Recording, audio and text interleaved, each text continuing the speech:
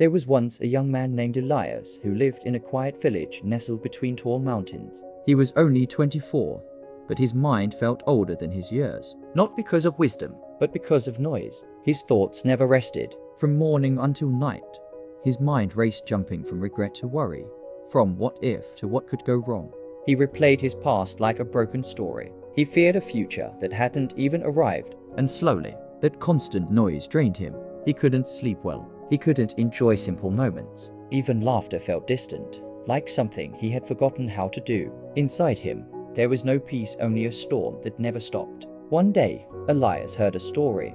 Far beyond his village, deep in the hills, lived an old man. People said he had once been a brilliant psychologist in the city, a man who understood the human mind better than most. But years ago, he had left everything behind for a quiet life. Still, from time to time, travelers would visit him, and somehow, they always left different. Lighter, calmer, whole. Elias felt something awaken inside him. Hope. Maybe, he thought, this man can help me. The journey was long. Days passed as he walked through winding paths, climbed hills, and crossed valleys. But finally, he arrived. At the edge of a peaceful village stood a small home, covered in green vines.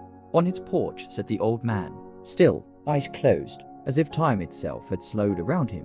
Elias approached quietly. "Sir, my mind won't rest," he said softly. "I'm always thinking, always worrying. I just want peace. Can you help me?" The old man opened his eyes. There was no rush in his movement, only calm. He studied Elias for a moment, then smiled.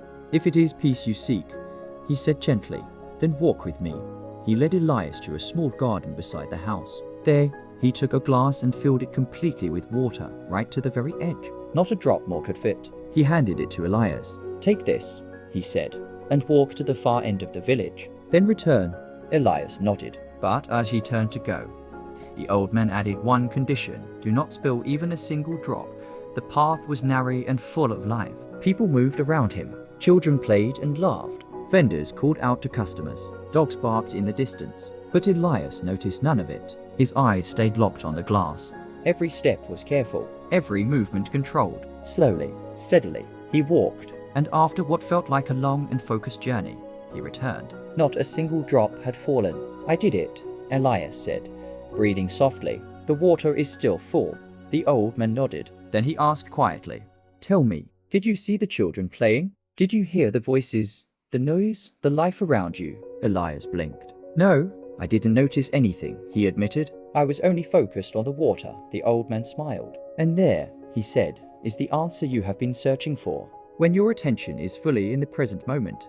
The old man continued, "There is no room for chaos, no room for regret, no space for fear. You were not trapped in your past. You were not anxious about your future. You were simply here." Something inside Elias shifted, not suddenly, but deeply, like a door opening that had always been there. Peace wasn't something far away. It wasn't hidden in another place. It wasn't waiting in the future. It had always been within him, but buried beneath endless thought. He lowered his head slightly. "I understand now," he said. "If I want peace, I must return to this moment." The old man gave a quiet nod. The sun began to set, painting the sky in soft gold and orange. Birds drifted back toward their nests, and Elias began his journey home. But he was no longer the same man who had arrived. The storm inside him had quieted, not because the world had changed, but because he had learned how to be present within it. And maybe that is the lesson for you too. Peace is not something you chase. It's something you allow by being fully here, right now.